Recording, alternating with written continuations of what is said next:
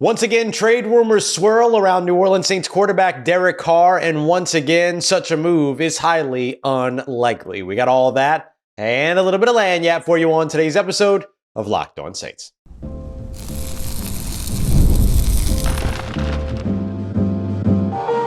You are Locked On Saints, your daily New Orleans Saints podcast, part of the Locked On Podcast Network, your team every day. What is good, Who Dat Nation and Who Dat family? I am your host, your friend Ross Jackson, New Orleans native, your New Orleans Saints expert and credentialed member of the media covering those New Orleans Saints as a Saints beat writer over at LouisianaSports.net and Saints analyst with WWL TV. And on today's episode of Locked On Saints, the Saints bring back Will Clapp, adding some important depth to the offensive line. Isaac Yiadom also makes his return, but I don't think that the Saints are done at cornerback. And although there might be some rumors floating around again about Derek Carr being traded, I'm here to tell you why that's unlikely to happen. We appreciate you very much, whether it's your first time or your next time, for being here with us this time, making us your first listener, for being it every day or here on the show, which is a proud part of Locked On Podcast Network, your team every day. Today's episode brought to you by friends over at FanDuel, where you can get $200 in bonus bets by simply winning your first $5 bet. Just head over to FanDuel.com today to get started. Well, the rumor mill is swirling again around Derek Carr potentially being traded after June 1st because some other team might be quarterback needy. This is an example again of another misconstrued conversation and comment and merely a product of speculation. This is not something that is likely to happen. And if it did happen, it's something that would be absolutely shocking. It would be something that takes all of us by surprise. And I mean, all of us that are, there at the building, that talk to these people that are around the New Orleans Saints and within the New Orleans Saints. It is not a likely scenario that Derek Carr is going to be traded after June 1st. I'm going to give you a couple reasons why. But first, what I want to do is explain what the actual speculation really was around Derek Carr's name. It was on a show where Todd McShay was kind of talking about different quarterback names that could potentially come to light for teams later on if they don't figure out if teams don't figure out their quarterback situation. And one of the things that was brought up was how Derek Carr could be an interesting or an intriguing option for teams after June 1st that don't like the moves that they've made or don't feel comfortable at their quarterback position. I want to highlight something very specific about that. What McShay is saying is true, that if a player or a team rather doesn't address the quarterback position the way that they want, and then they're looking around the league after June 1st to see who could potentially be up and available for a trade, as teams are sometimes more likely to trade somebody after June 1st, because you can't actually, kind of how you can designate a cut post June 1 before June 1, you can do that twice. You can't do that with a trade. You just have to wait until after June 1st with the trade. So if you're the team that doesn't have the quarterback and hasn't solved the quarterback situation, and you're looking around the league and you're saying, okay, who could potentially be moved after June 1? Yeah, that's true that Derek Carr would be an intriguing option. But what McShay is not saying is that the Saints would entertain that idea, especially after restructuring his contract. The New Orleans Saints restructured Derek Carr's contract. They are tied together for 2025. They're not tied together for 2026, but they're tied together for 2025. And there's been no indication of anything other than that, basically since Kellen Moore's introductory press conference, where he wasn't uncommittal, he was just non-committal. He didn't make a commitment. Didn't say that Derek Carr wasn't going to be the guy, but also didn't say that he was going to be the guy. We have now heard that Derek Carr is the guy, and the restructure of his contract solidifies that. As you look forward, if the Saints were to trade him after June 1st, they would save $1.255 million, but they would take on, which is already accounted for, over $19 million of dead cap this year, and then $59 million of dead cap would accelerate into next offseason. Is it something that you could probably handle as the New Orleans Saints? Yeah, but you're effectively just handing off your starting quarterback to another team for $1 million? That doesn't seem to make a lot of sense. And you'd have to be okay with the fact that you basically just volunteered yourself for a massive $80 million dead cap hit, even though it will be spread over the course of 2 years. That doesn't seem like the plan. If that was going to be the plan, then the Saints could have designated him as a post-June 1 cut, then moved on at that point. Now, restructuring them did allow them to be able to save the $30 million before free agency began. So I guess you could trade him, and altogether you're saving $31 million, $32 million as a whole. But it just doesn't feel like something that this team is about to do. The restructure to Derek Carr is pretty strong identifier that he will be the guy in 2025. And I get that there's hopes that he won't be.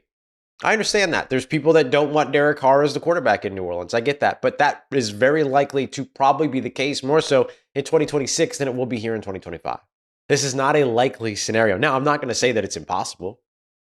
I'm not going to tell you that it's not going to happen, because anything in the NFL is possible. And NFL teams have shown, Russell Wilson, there was conversation around it with Kirk Cousins, Tom Brady years ago, Aaron Rodgers most recently.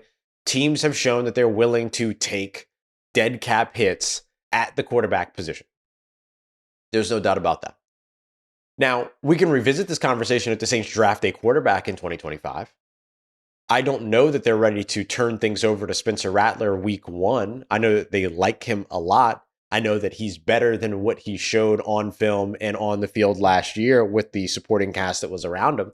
But I don't know that he's going to be ready week one with all of the goals that he set for himself this offseason without having been in the system, without having run this system, all these other things. I think that you would have to get through training camp, and then you'd have to make that decision. This would be before training camp even gets underway, June 2nd.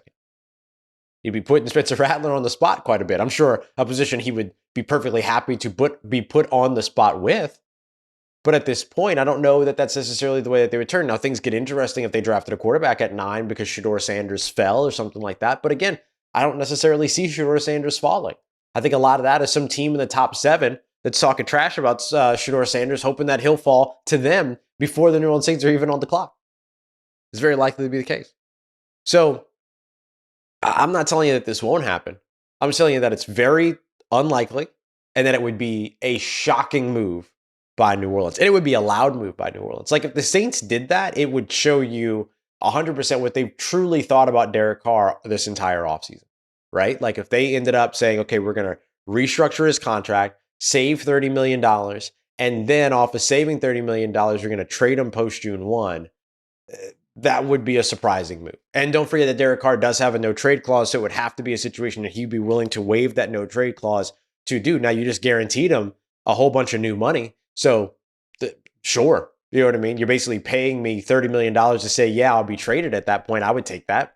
Especially if I'm going to another starting role, I guess I would do that. But I don't know if Derek Carr would. So this is an interesting exploration of a scenario. This is an interesting explanation of what could be intriguing around the league in terms of teams being interested in Derek Carr. I think that would be the truth. But I don't know that that's the same as the New Orleans Saints being ready to move Derek Carr via a trade and then turning their offense over to a young quarterback.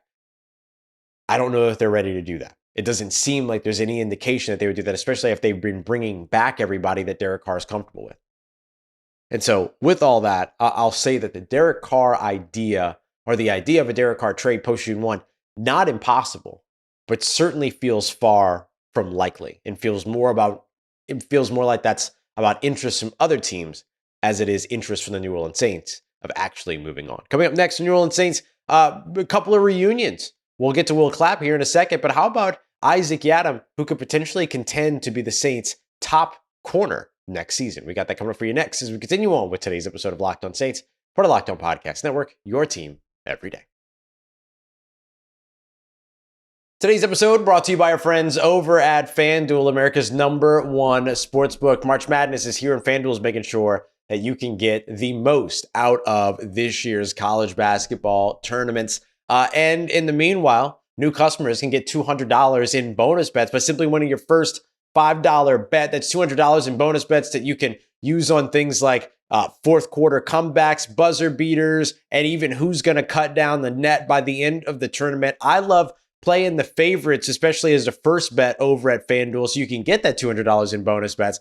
What I love to do, if I'm a new customer, I recommend signing up and then putting $5 down on the money line of a very heavy favorite. So the Houston Rockets tonight, 12-point favorites over the hapless Dallas Mavericks, who lost Kyrie Irving, traded away Luka Doncic. Put $5 down on the Houston Rockets. If you can win that as your first $5 bet, bang, you got $200 in bonus bets over at FanDuel today. Head over to make the most out of March Madness and the college basketball tournament. All right, family, the New Orleans Saints bring back Isaac Yiadom, who has a real chance to start on the outside for the New Orleans Saints and be a top boundary corner for the team in 2025. This signing I really like for New Orleans, actually quite a bit. Isaac Yiadom was a player that they wanted to keep back in 2024, but he ended up departing for the San Francisco 49ers, played a year out there, likely ended up departing because he was having probably a better opportunity ahead of him in terms of being a starter over in San Francisco than he did here in New Orleans last year, with Marshawn Lattimore and Paulson Adebo up ahead of him, Alontae Taylor up ahead of him, all those other pieces. The Saints ended up seeing Isaac Yiadom walk, and so they went out and they drafted Kool-Aid McKinstry last year as a part of it because they like having potentially 4 starting corners on their roster. That was a big Joe Woods thing. He liked having 4 starting corners, 3 guys that could be your starters and then 1 guy that could rotate in and effectively fit in just about wherever. And for a little while, Yiadom was that 4th guy, but then he started to look more like somebody who could be one of your top couple of guys, especially over on the boundary. He was one of the big reasons why people kind of said, hey, the Saints should be willing to shop Marshawn Lattimore last offseason, was because of the way that Isaac Yiadom stepped into the starting role while Paulson Adebo and Marshawn Lattimore were dealing with injuries back in 2023. The Saints ended up not doing that, but instead they traded away Marshawn Lattimore at the trade deadline last offseason. And so now they bring back Isaac Yiadom, who didn't necessarily get the opportunity that he was looking for over in San Francisco, playing less than 50% of snaps for the San Francisco 49ers.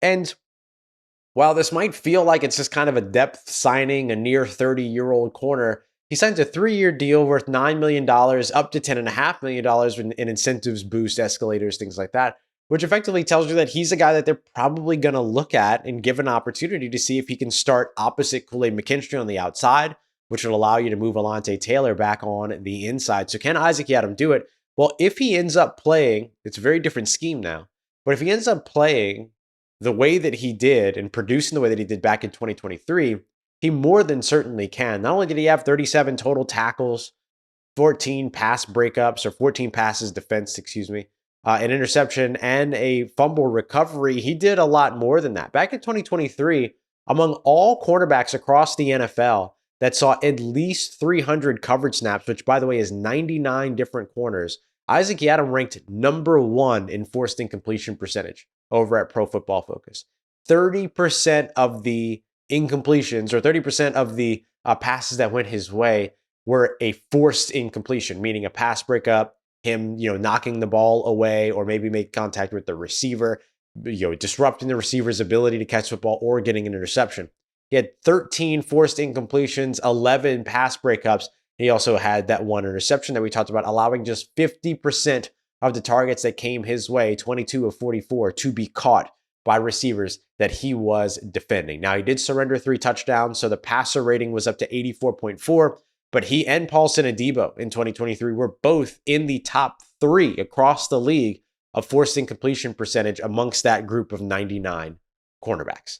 That's pretty outstanding for what it is that the New Orleans Saints just got for $3 million per year. Now, back in 2024, he didn't see as much success with the San Francisco 49ers, but also, the opportunities were very limited in terms of what it was that he was asked to do during those, in that system. He didn't really get that starting role maybe that he was looking for or anything like that. Didn't play 300 coverage snaps at all, so doesn't even rank in terms of the same metric for what he did last year with the San Francisco 49ers. And then going back to 2023, Isaac Yiadom played 458 snaps on the outside at wide corner, with 6 of the last 7 games of the season, him playing at least 40 coverage snaps, or 40 snaps, period, on the outside, and only played 37 on the inside. So any idea of moving him to the inside is probably unlikely. So I would expect that that's where we're going to see Alontae Taylor go, especially if Isaac Yiadom ends up starting over on the outside,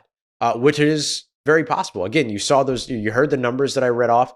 Last year when it came to what he did in San Francisco, it was a little bit more of a struggle for him, allowed 63.2% of his targets to be completed, but had 3 pass breakups, allowed only a 95.8 NFL passer rating, allowed 2 touchdowns, had 1 interception. Just didn't really see as much time in that area of the field, and not being able to necessarily contribute in that way. So to see what he might be able to do here in New Orleans, and remember, Isaac Yiadom was the San Francisco 49er last year. He was the San Francisco 49er at the same time then that Brandon Staley was a San Francisco 49er, and they've overlapped elsewhere as well throughout Isaac Yiadom's career as he spent some time with other teams, Denver and stuff like that. I think the two overlapped back in Denver, either 2018 or 2019 as well. So Brandon Staley is very familiar with him. So this isn't just hey, the Saints are comfortable with this guy and bringing him back. It's also Brandon Staley is comfortable with this guy and is okay working, and seems to be more than okay with working with him again. Now, does this solve the Saints cornerback issue? Potentially, right? We knew that they were going to be looking for a boundary corner. In yesterday's episode, we laid out starting offensive lineman, particularly left guard, boundary corner, and then some kind of either big-bodied or yards after catch wide receiver as being kind of the top 3 needs. I think you could probably put linebacker up there as well. There's just not a lot of options out there. Maybe a CJ Mosley, perhaps. Former New York Jets linebackers seem to work out great for New Orleans. So you could probably add that in there too. But really, like those 3 positions, left guard, wide receiver, and boundary corner were, to me, the 3 biggest needs that they still needed to address in free agency. I could see the Saints now being pretty comfortable in terms of what it is that they did in free agency at that position, but could look to do more in this year's draft. I wouldn't rule out a Jahdae Barron at number 9 overall. I wouldn't rule out a Benjamin Morrison out of Notre Dame, a Noel Williams out of California a little bit later on in the draft. If the Saints maintain this mentality that they want to have 4 starting caliber corners, then there's still an investment to be made depending upon how they feel about Rico Payton, who I think can be a starting corner in the NFL. But I think the Saints love what he's able to do as the premier gunner opposite JT Gray on special teams as well. Like Rico Payton's effectively in line to eventually become the next special teams captain for the New Orleans Saints if he continues to play the way that he has played and continues to man that position with the intentionality and success with which he has manned it already. So I think the Saints still have some investments to do, to do at corner, but they might wait until the draft to get that done. But that doesn't necessarily mean they have to do it at 9. They could do it in the second round. They could do it in day 3 if they wanted to, but I would expect them to continue to address this and the safety position as they move forward. But I love the reunion of Isaac Yiadom for the New Orleans Saints. And he wasn't the only reunion. The Saints brought back Will Clapp as well, who helps big time with kind of an underrated need, which is offensive line depth. We're going to get to that next as we continue on with today's episode of Locked On Saints, part of Locked On Podcast Network, your team every day. Today's episode of Locked On Saints is brought to you by friends over at Monarch Money. And if you're somebody that ever checks their bank account and wonders, where did all my money go? Hey, we've all been there, between dining out, between ordering and doing shopping online and entertainment. It's easy sometimes to lose track. That's where Monarch Money comes in, your personal CFO, helping you get full visibility and control over your finances, everything from investments to all your accounts to spending, tracking, budgeting. It's all in one place on Monarch Money. That's why I love it. I used to have like my banking account app, as well as my spending app, like my spending tracking app, and my habits app, as well as my like investments app and all this other stuff. Now, Monarch Money just puts all of it in one place for you. I love the convenience of that. Take control of your finances today with Monarch Money. Use promo code LOCKEDONNFL over at monarchmoney.com for 50% off of your first year. That's monarchmoney.com. Code LOCKEDONNFL for half off your first year. Let's get it, Who Dat Nation. The New Orleans Saints bring back offensive lineman Will Clapp, who started his career here in New Orleans after going to a Louisiana area high school, going to LSU to play college football, and then was drafted by the New Orleans Saints in the 7th round years ago. Spent his rookie contract here in New Orleans before following Brendan Nugent as he departed for New Orleans, former assistant offensive line coach, and for 1 year full-time offensive line coach. Or full-on offensive line coach, not full-time. They're both full-time positions. He ends up following Brendan Nugent over to the Los Angeles Chargers, spent 2 seasons there, and then spent last year with the Buffalo Bills in the Joe Brady offense, and now returns home to New Orleans for an opportunity to contribute to the New Orleans Saints offensive line depth again. And that's exactly the way that I look at Will Clapp. I think the Saints can still do some investments on their starting offensive line. We mentioned that as our biggest remaining need as we look at the New Orleans Saints in yesterday's episode in free agency. And while guys like Mekhi Becton certainly make sense for New Orleans in terms of being a guy that could start at left guard, familiarity with Kellen Moore, there's other options as well. Some people brought up Tevin Jenkins, the former Chicago Bear, certainly a route that the Saints could go there as well. I think either of those guys would help. But I do think that that type of investment is still very much necessary. And I think you follow up again in the draft as well. Remember, building out your offensive line as an NFL team isn't just about finding your starting five. It's kind of about finding your top 8, right? Who are the 5 that are going to start and who are the 3 that are going to back up the different positions? Who is that guard tackle swing? Who backs up the interior for you? Who backs up the tackle spot for you specifically on either side? And I think Will Clapp's one of those guys that offers you a little bit of the versatility in terms of the ability to be able to fill in at both spots, outside or inside, but mostly allows you to be able to fill in on the inside. He can be a center for you so you don't have to move Cesar Ruiz over from right guard to center if Eric McCoy deals with another injury. But he can also plug in at left or right guard for you just as well as a potential depth player. And he could even be your 7th offensive lineman if you wanted to do that. He's got a lot of that experience as a jumbo tight end in his coffer and his ledger and his career resume as well.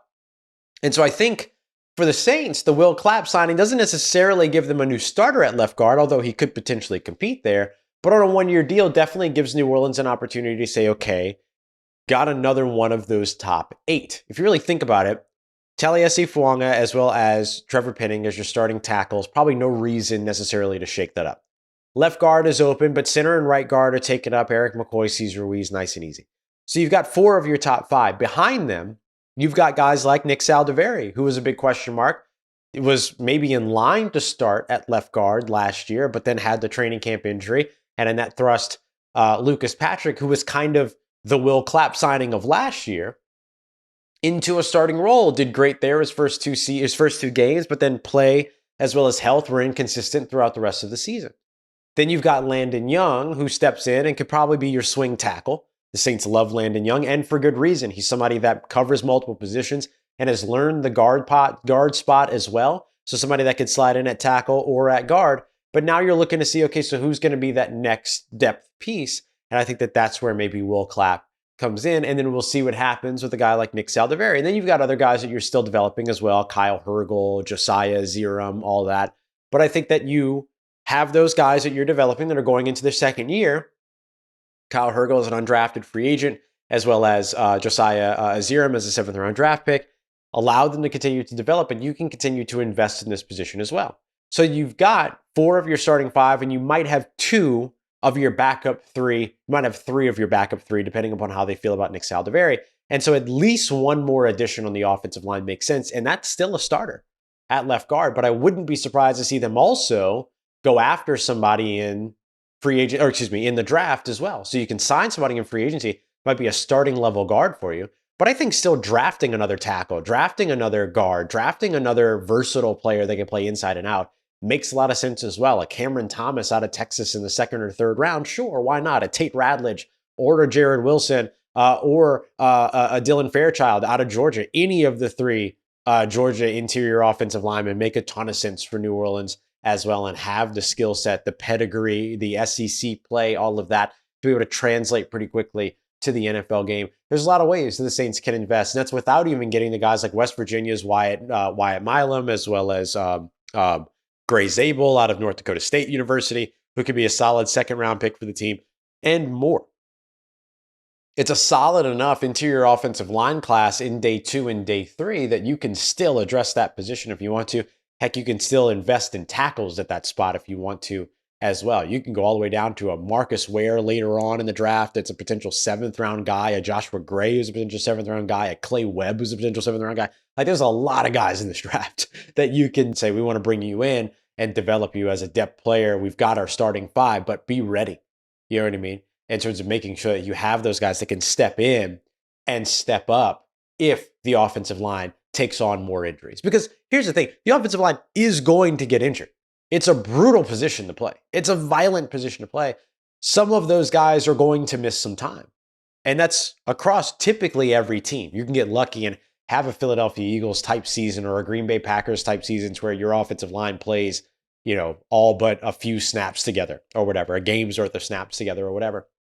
But I certainly don't expect that for New Orleans, who are working very hard to curb their health issues, but I just don't know that you're going to turn that around entirely all in one year, all in one offseason. You got to figure out what processes work, what don't work, what do you need to change, what works in practice, what doesn't work in practice, how do you adjust for that, all those other things, and how do you prepare your players, whether it be, nutrition, whether it be workouts, whether it be apparently stretching before practices was the thing that Darren Rizzi implemented that wasn't happening before. So there's all those different pieces that could potentially end up being of the puzzle that makes you a more healthy team. But until you've actually achieved that goal, I think you have to be ready.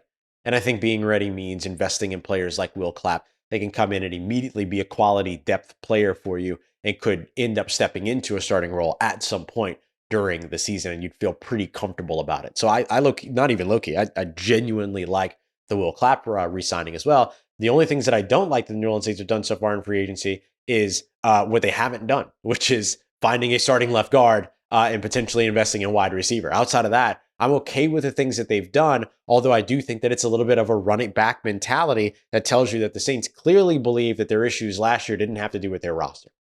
And that instead it had to do with health and potentially had to do with coaching. And so we'll see where things go. Are the New Orleans Saints right? We'll find out.